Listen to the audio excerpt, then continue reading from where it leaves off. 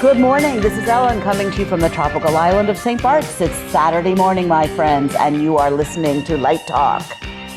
Hey, this is Zach coming to you from Washington, D.C., and today we have a very special guest on Light Talk.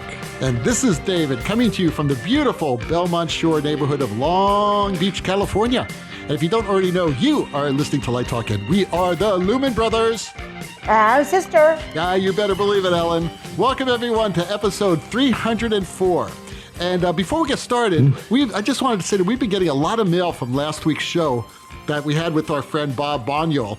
That show was all about artificial intelligence. And Bob was bringing artificial intelligence to the show and his intelligence to like two nitwits and someone who's smart. So you're the smart one. But listen, it was all about artificial intelligence and how, it is affecting our workflow or the tools. It's amazing. So if you haven't listened to it, check it out, episode 303. And it's all affecting us in some very exciting new ways. But today, we finally address a suggestion that was made at our LDI show last November. And that is, when are we going to have someone from the industrial lighting world on the show? And who is more qualified to talk about lighting for corporate clients than our good friend, Mr. Phillip Powers? Thanks so much for joining us today, Phillip. It's great to have you with us today. Where are you and how are you? Doing well and excited to be here. I'm calling in from the North Texas city of McKinney. And I want to make the joke, long-time listener, first-time caller. David, I think I may have been your first 10 listeners. When episode 1 came out, you texted me as I was leaving tech at USC, and I logged on and listened to it right away. Oh my God, episode 1. We have come across quite a few people who have listened to, most of those early episodes, if not all, and most of them have survived. I'm really surprised. So what's the weather like right now in McKinney? Well, today's a sort of nice 40 degrees, and yesterday was snowing, so good old Texas weather. Wow. Well, last week, Steve said it was in the 80s in Dallas. Exactly. Good old Texas weather. Okay, there you go. That's why people need to go sledding on pizza boxes there, because they're never prepared. Is that what they do? Pizza boxes? I like that. Okay, so let's get started. Ellen, could you please tell our listeners a little bit about Phillip? I'd love to. Phillip W. Powers has worked as a freelance entertainment designer and technical lead since the early 2000s. His work has spanned over 300 productions between theater, opera, dance, live music, and corporate events. He has acted as the managing director and founder of multiple design and entertainment-focused companies encompassing large-scale labor management, custom product manufacturing, architectural lighting specification, and multidisciplinary control design. Additionally, Phillip has also worked with multiple industry-leading manufacturers in roles spanning from system and control design, applications, engineering, and product development. Welcome to Light Talk, Phillip. We're very happy that you're here with us today, and I will get started with our first question. You trained for and began your career in the theater. How did you get into corporate event lighting design? It's actually sort of 3 paths that converged that brought me to corporate events and activations. And the first one's actually theater. Funny enough, a good friend of mine, Lester Grant, and I were working at a company called Cornerstone Theater, which was a nonprofit theater organization based on bringing theater to indie communities and putting on shows about the community. A lot of this was taking less traditional theater environments and turning them into theaters. So we got a lot of practice doing things in barns, warehouses, aircraft hangars, and making it work. Lester actually went on to start doing a whole bunch of marketing activations, which is a fun sort of corporate event to sell a product, a launch of the new iPhone, a launch of the new Ford vehicle. And from our connections at Cornerstone, I got brought in to design a lot of those and sort of grew from there. The other route is I did a lot of film work in LA, working as a gaffer and a DP, a director of photography. And a lot of the projects I worked on were still in the commercial world, doing things with candle companies, doing things with an automatic dog feeder. That one was a lot of fun. I actually ended up in that commercial. There's me in the background with an angle grinder throwing sparks. But that world started, we were doing a lot of commercial productions, and a whole bunch of the times I got asked, hey, are you also able to help us with the red carpet for the premiere? Are you also able to help us with the red carpet for the VIPs? And started doing the red carpet end of corporate events. And the third one was paying bills as a student in Los Angeles and trying to make ends meet. I did a lot of labor shifts for, four-wall kinetic lighting, AC/DC. And those sort of projects got me into a lot of the movie launch events where I was working. They led to me doing a whole bunch of product launches and sort of getting an introduction into those worlds where I moved from being a stagehand to designing and programming the events. And you left out something very important. You and I worked together on a bunch of shows. Yes. We need the disclaimer now. We got to just get this out. Phillip, for years, has been my associate on several productions that I have done. So he knows me really well. So we're going to keep all the secrets under the carpet today. All right. Very good. David, actually, a lot of those operas helped lead me into corporate activations as well through relationships with our mutual friend, Andy Figueroa, who passed recently, and his world bringing us into it. Yeah, that's true. That's true. I mean, Andy was a really good source for you. So, Phillip, my question to you is sort of a multi-part question. We talk endlessly about the live entertainment world on this show as being theater and opera and things like that. But all of those things outside of that world that we would call commercial lighting design. My question is, how big is that world outside of the live entertainment? And what do you see as the main differences between lighting for a corporate event versus lighting for entertainment, or lighting for commercial lighting design versus lighting for entertainment? I'll start with the first half. I believe sort of the commercial, the activation end of the world specifically, and that's marketing activations, is probably one of the largest components of the lighting industry, tied with sort of architecture.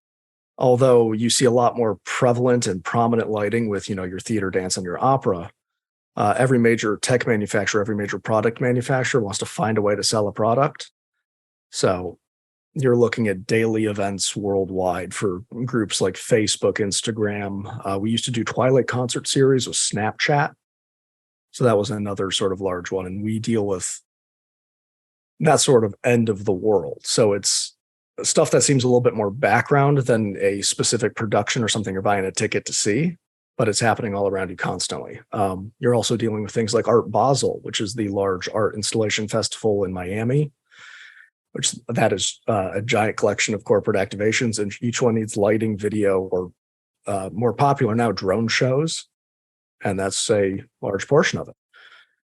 It's also a portion of the industry that is always sort of in a constant. You don't have seasons like in theater, how you have your uptick in spring and your uptick in summer for people seeing shows. It's people are marketing whenever the product comes out. You see an uptick in December because of retail products, and you see an uptick in spring for technology products. But otherwise, it's a more even keel and constant flow.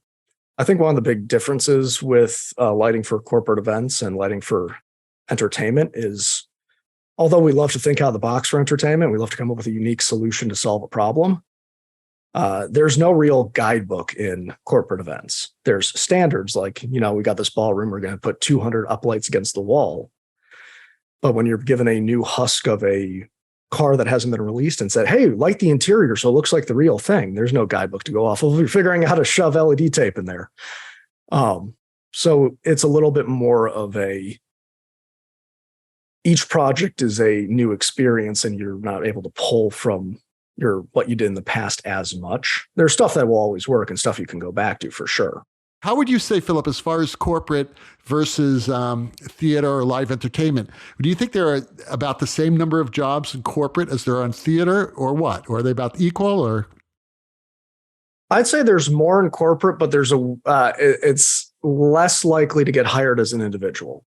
I think one of the big differences between corporate entertainment or corporate events and your standard staged entertainment is corporate events, because of the insurance requirements typically of the client and the legal protections they account for. You're typically looking at them wanting to hire a company that has a certificate of insurance that matches theirs, or look at someone who could put together an official contract that's a standard sort of boilerplate template, stuff you see, which is a lot more prevalent with, rental house and design firm than you see with an individual designer.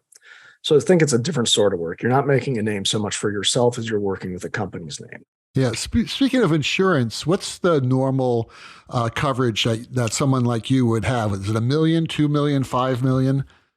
So I have insurance policies. I have a general liability insurance policy, a umbrella insurance policy for umbrella liability, things that fall beyond general liability, a P&O that is a errors and omissions insurance. Yeah, I think that's what each Stan one has. Yeah. Errors and omissions. Errors and omissions is very important for architecture. Say you forget a light in a room, or you forget a control system for that light. I think our friend Ethan is going to call in if you keep talking about insurance. That's true, Ethan. I answered his survey. The big thing here is I'm holding typically between our 5 different types of insurance, which also includes workers' comp and automotive, Right. $5 to $10 million policy. That's expected, I guess. That's the minimum for a lot of our clients. Are you a freelancer? You have a corporation? How do you set up? So I run a company called Luna Loose LLC. We're a limited liability corporation in the state of California, and we operate nationwide. So everything runs through the company. The company holds a lot of insurance. That's great. Hey, listen, many of our listeners are just beginning their careers, and they keep hearing from us that specialization may not be a good thing, kind of limiting you. How do you diversify your design portfolio so that clients hire you for corporate events? So for me, it's a lot of experience about where I've been, which is getting there is the hard part for someone starting out new. So it was for me working with a lot of stuff with 4-wall Los Angeles and kinetic lighting, getting on site for these events, starting to be able to look, I worked these events, and being able to bring those into my own portfolio, my own sort of resume. The fun issue here is, especially in corporate events, I'd say about 80% of what I do is under heavy non-disclosure agreements. So building a portfolio and resume off of that is one of the hardest things I've ever figured out. It's a matter of having a sort of internal signed off. Here's the things I've done, but I can't publicly talk about resume for the sort of ones where it's not allowed for public discussion. And then a lot of stuff that I just have to keep sort of sealed away in my vaults until it becomes public knowledge. Wow. But I think the big thing is getting yourself on site for these projects so you meet other people working these projects. A lot of my contacts are people I worked with. He was my crew lead on this. He's designing that. He brought me in his crew lead. He had to pass up a contract. He had me take it over. And getting to be comfortable with your local design firms and rental houses so they can start putting you on projects as a lead, as a designer, so that you're sort of working through them. They're paying you if they're doing it in a right sort of wonderful way. You're a W-2 employee and you're getting your taxes taken out. And that also means you're covered under workers' comp. But that was sort of this way starting out there, getting into that sort of corporate event and the design portfolio. I would also say beyond corporate events, I've worked in, I would say, almost every aspect of lighting that exists. I've done product design. I've done architectural, theater, opera, dance. It's an old mentor of mine, Neil Giampoulos, said, never say no. I may have taken that one a bit seriously. I've learned later in life, I need to say no. I can't do 3 shows at once. I can't do 4 shows at once. I can't hire that many assistants. So it was a matter of, hey, do you want to come light this dog feeder commercial? Sure. And it's a matter of, if it was a new part of lighting I hadn't worked in, or it was something new like a commercial or doing a runway show, doing my research, looking at sort of how it's been done in the past, looking at examples, trying to figure out someone to talk to who I know has experience in that industry and is willing to lend a hand. And so, yeah, make sure to do this, watch out for this. Hey, when you put your shop order in, make sure that you notate if you're not using gel for them not to send you gel frames because you'll lose them. That's true. You know, Neil was a guest on this show once. Never say no was a very important thing for him. He wanted to say no to Jackie Mason when Jackie Mason was going to do his first show on Broadway. And Jane, his wife, she actually said, are you kidding me? You're going to say yes, and convinced him to do it. And it led to like 3 or 4 Broadway shows, which was very interesting. Until you have to. I'm going to add that caveat on there. Well, there's a transparency element to that too, where I think you can say to certain clients, like, I really don't want to say no, but here's the situation. And maybe you can still work something out so that, you know, a lot of times they may want that experience. And if they realize they can't have the access to you that they want, but they know you can guide the project, then that's might still be okay. And I will say it's also to build off of that. If you have to say no and you explain, I'm sorry, I'm already booked, here's the problems, give recommendations. Our industry, although it is large and there's many facets, it's not large enough where, nasty competition has to be a thing. Yeah. Be Agreed. nice, recommend someone else who could do the job well. Right. That favor will come back to you one day. There's also some Broadway lighting designers who never say no, and they have 3 shows opening the same week, and they run between theaters. So I'll be right back. I've worked with some of them. I made that mistake in LA once. I'm never doing that again. LA traffic running between downtown Santa Monica and Long Beach was terrible. Well, but on Broadway, you just run across the street, or sometimes the stage doors actually communicate, so you're in They're luck. all in the same alley. Right. Exactly. So the next question is, I'm not even sure this is a question, but do you maintain a lighting inventory at all, or do you just use rental shops? So Luna Loose, my company, is actually a full design firm and rental company. We have an in-house stock of, we just spent so much more money. I need a new count. It's over 300 fixtures of varying types of manufacturers. And it's sort of we don't want to hold too much of an inventory at any one time. Because equipment changes. So Right. We also have a lot of sub-rental agreements with other rental shops in Los Angeles and Chicago and in New York, and Louisiana, technically. So it's a matter of working with those other shops to figure out exactly what we need and who can supply what. But yeah, I do hold a lot of in-house equipment, and we do biannual acquisitions typically. So in addition to coming to LDI, how do you decide what to buy? It's sort of a balancing act. I know I've got to keep the classics on hand for corporate events, and that is uplights, highlights, something to focus the audience, and eye candy. So our uplights are sort of the standard. You go into an event venue, you've got lights streaking every wall. It's been a standard forever. It's something that people are used to seeing. It helps highlight the space. A lot of times events are very space conscious. They choose the space either for historical value or wow value when selling a product or putting together a celebration. So you want to highlight that. The highlights are sort of the next step up from that: pin spots, ellipsoidal, something to pick out either the scenery, the brought in activation pieces, or highlights in the building. Audience focus is your standard front light, side light, back light. That is your theater lighting to light the stage so that the audience knows where to look when someone's talking, and you turn that on and off. And then eye candy is, that one's eye candy. You're looking at things like Astera tubes. You're looking at your pixel map surfaces. You're looking at your LED tape and LED neon. It's that sort of extra flair and control that really makes the event stand out. Now, in terms of what we buy to fill those 4 categories, sort of comes down to what's being requested. If we've gotten 50 requests for the same light in a month, we should add that light to inventory because it's obviously popular for a reason. Stuff that when we've been doing sub-rentals for a long time and we're going to an area, we're like, hey, we need so many of type A uplight. And they come back saying, oh, well, we've now just replaced our stock with type B uplight. And you see that in a few different shops. It's about time that we're going to buy type B uplight for our stock because that's obviously becoming the industry standard. That's what people are requesting. Although we may have not gotten the request yet, we look into why. We figure out, okay, so they're buying these because they're cheaper. They're buying these because they last longer. They're buying these because they work better. And we make a judgment call. And then it's stuff that solves my own problems is the final one.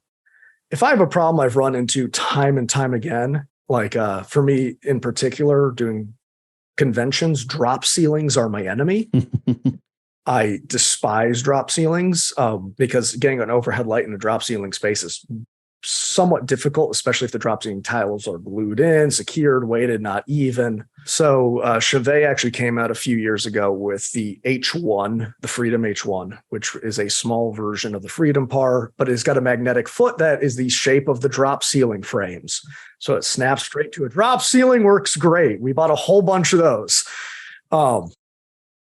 So that's sort of what I look at for buying equipment. And it's in those 4 subcategories, it's every manufacturer for the most part has a flavor of it. So it's what works best for our needs and what is being used most in the industry.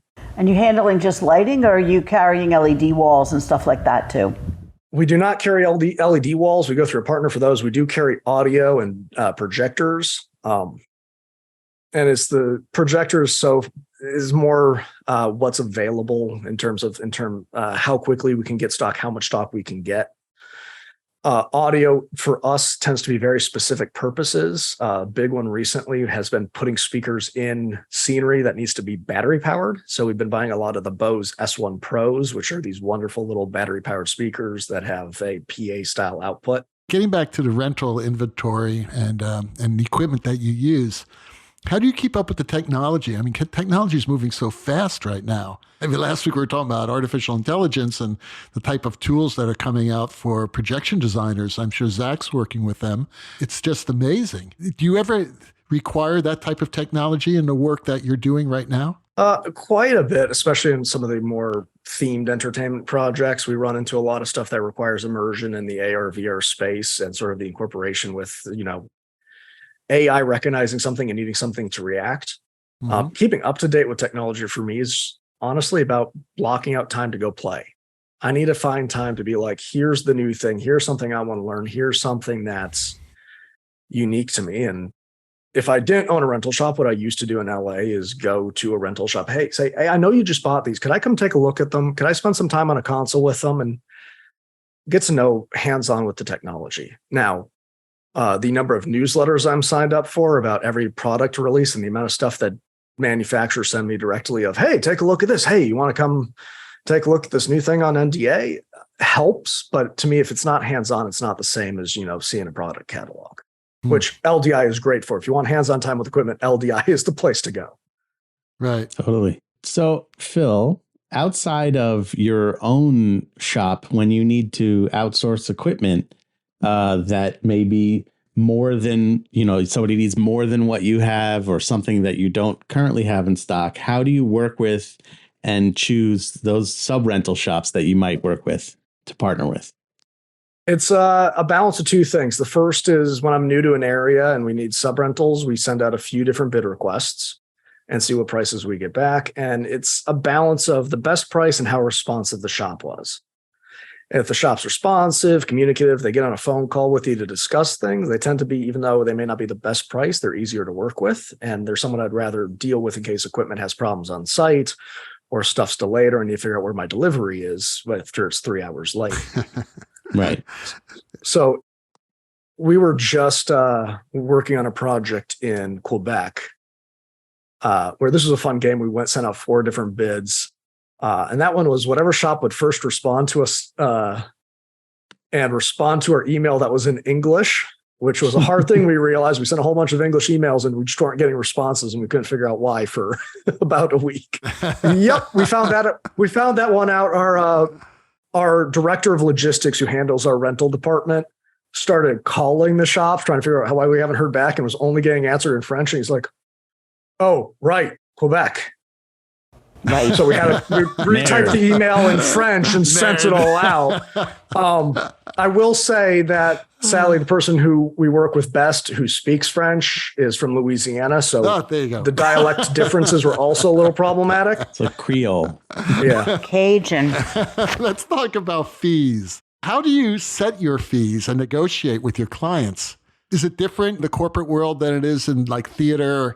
Obviously, you probably don't have an agent. You're your own agent, right? And there's no union collectively bargained agreement. That's right. So how do you set your fees? So there's sort of three-ish situations that a project can start with. You have your private corporate projects, activations mostly. And those can either be a RFP, a request for proposal, is a document they send out to a whole bunch of different shops, or they call you directly. With both of those, typically, you've got a little bit more leeway. You put together a proposal. What's in that proposal is your inclusions and exclusions of your scope of work. Like, we'll provide this equipment. We'll send you this many drawings. We'll attend this many weekly meetings. And then the fee associated with that. And often with a private industry client, after you send that proposal out, you can get on a few calls and say, hey, you know what, can we lower the price? Okay, but instead of sending you 6 drawings, we'll send you 4. Does that work? And we negotiate the inclusions and exclusions versus the price. And it's a matter of, studying which bids we've lost, which bids we've won, asking for feedback to be like, okay, our price on this is too high, our price on this is too low, where do we stand? But the main thing is pricing, so it covers the costs of doing the project. and then that you make profit. That's also important. But sometimes if it's a new client, especially in the corporate event world, doing something at cost or a little above cost could be worth it for getting as a long-term client. Now, the annoying other half of the RFP process is the public corporate events. So stuffs for government entities, town halls, cities. You don't get as much sort of negotiation with that. It is best and final.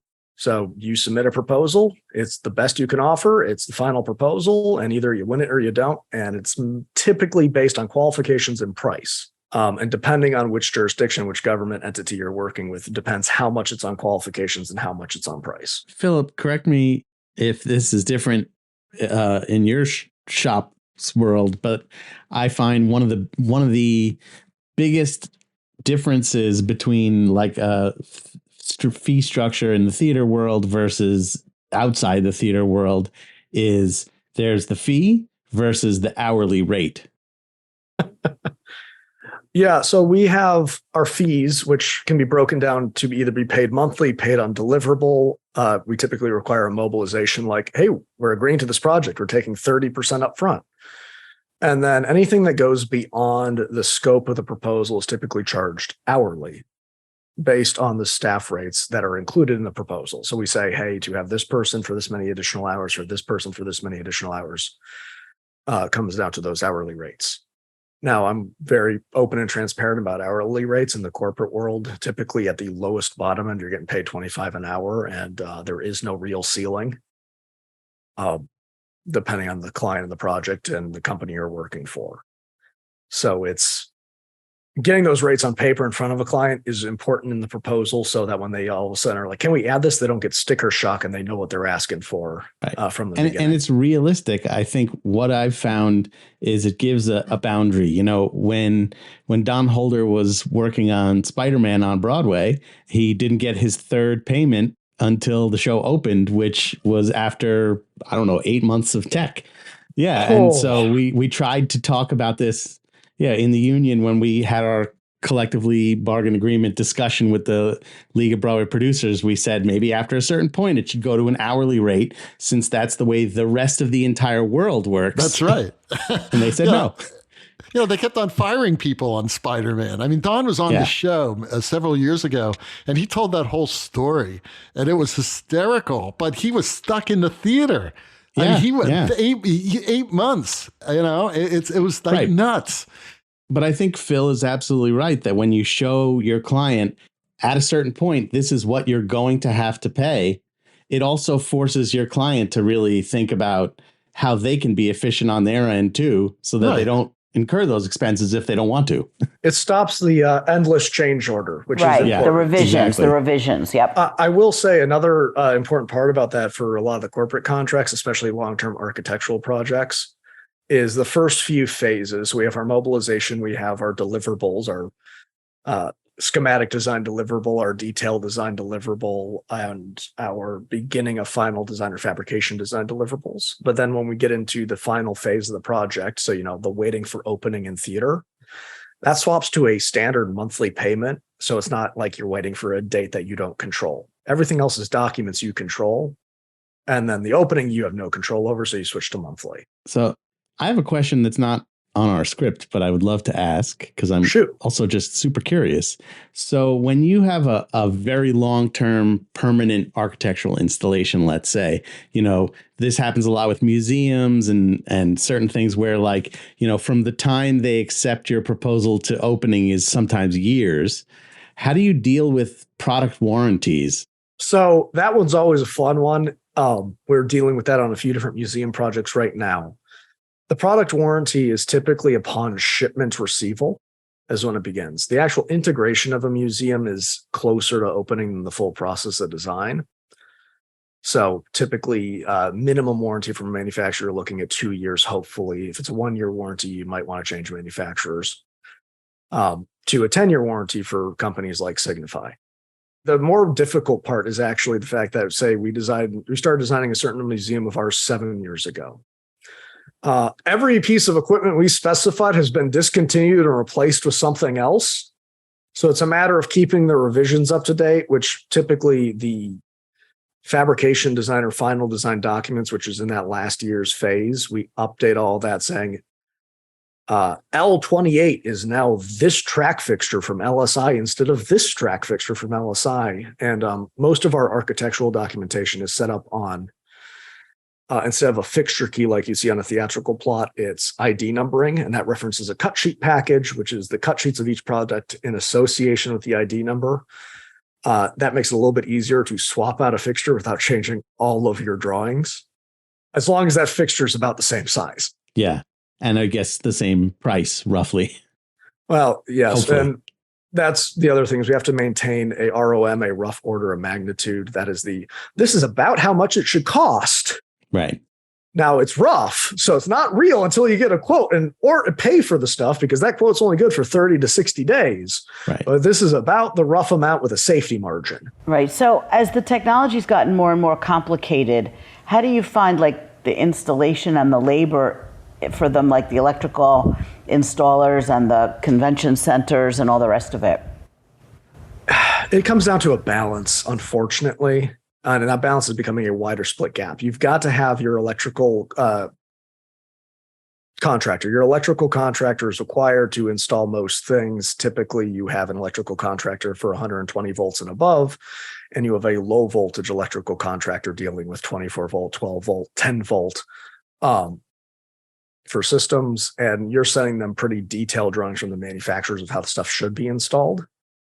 But for custom things like DMX signal control, for Dolly, for ArtNet, all of that, typically you're also having to have an integrator that brings in the more entertainment-based specializations. So it's no longer a single electrical coordinator is going to install it all. You're sort of dealing with two different people or two different firms. But wiring's wiring. So as long as you have the diagrams, for the most part, that part hasn't changed. It's just making the wiring work. Lots more Ethernet than there used to be. Even our DMX is on Cat 6 now. We're just running Cat 6 wired to DMX. That's interesting. That's a big change, or that's been coming for a while, or? It's been coming since Cat 5e. Now, the hesitations of specifications and manufacturers okaying it has been in the works, I'd say, about 5 years. It's now at the point where it's just sort of expected and accepted. Right. There may be a new spec by the time this airs on Saturday. Who knows? Right, who knows? Probably. Probably. Hey, my house is wired with Cat 8. My house is wired with zip cord. So it could be going up in flames at any moment for all I know. It's with 8-track tape.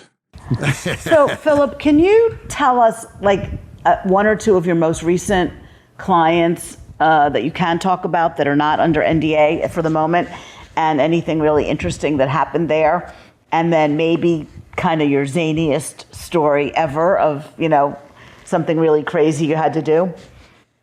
Yeah, give me a second here. The not under NDA is always a hard one. Right. I'll talk about Comic-Con. So through Civic Entertainment and Point to Now, we worked with Audible on Comic-Con doing a series of outdoor sand sculptures that we had to embed LED details in. So we had eyes that glowed. We had sort of a smoking pipe. We had this wonderful giant sand skull with these deep red eyes that sort of dimmed in and out. So we had a lot of fun there, and that was a project that led to its own unique challenges. First of all, working with sand sculptors to embed LED in a relatively fragile medium. I say relatively because they put a hardener on the whole thing, so it's not like blowing away in the wind. But it's a process of timing with okay, you're 50% done with the head. We're going to run the wire leads out and now finish the top half of the head. And that whole thing was outdoors without power supplies. So we were, all of those were runoff drill batteries that we charge overnight, plug back, or charge throughout the day, plug back in at night so they'd illuminate, and wireless DMX. We had a control rack on a electrical generator, and we had spotlight towers all running battery powered PARs. And that we had to build battery powered speakers into the exhibit. So a fun game of how many things on battery can we get, and figuring out how long things would last on battery when we had to bring the backup batteries out, swap fixtures. Oy. That's a fun sort of logistic nightmare. but it's part of the weird solutions we have to come up with. So it was really, we got some demo units, we tested out, saw what could last longest, saw what volume we had to set things at to last longest, saw how much brightness or changes we could do with it lasting all night, and got to a place where we're like, hey, we're pretty sure this will last 8 hours if we do exactly this. And of course, on site, that's going to change. Hey, can you turn up the volume on this? Hey, we want to add this extra clip here. So it's also having backup plans. Like, here's a battery charger that we could quickly plug into the speaker. We have a backup speaker to swap out when this one's battery is getting low. Stuff like that. I will say one of my favorite things I discovered is Astera products. You can now set how long you want the product to work for, and it will set the brightness level to maintain the battery for that long, which is great. Wow, that's So it doesn't disappear like at 2:00 in the morning. When you need exactly. It. That's very interesting. Yeah, that's a really good product. And we have a whole bunch of their both tube fixtures, their Astera tubes, which are everyone's favorite thing in the corporate event world right now, and a whole bunch of their AX5 triple PARs, which are a battery-powered PAR. And they're wonderful to use, great light quality. I will say sometimes getting the Bluetooth app to sync correctly has been a headache, but that's Bluetooth in general. And a project I can't actually talk about yet in terms of the exact product, but I can talk about some of the things we've had to address for it, is we've recently been looking at Bluetooth lighting control. Mm-hmm. In particular, dealing with the fact that Bluetooth is a consumer-facing protocol. And although, Bluetooth lighting products may be able to have security set on them, be encrypted, Bluetooth as a protocol has a lot of security issues that are not addressed by the manufacturer because the manufacturer doesn't have control over that. And then also looking at the alternatives of wireless DMX, in particular show DMX, and what that can offer. So one of our museums we're working on recently, and a few of them, we've been looking at using show DMX because they're now in the 900 megahertz range, I believe. So the same as train stations and other things.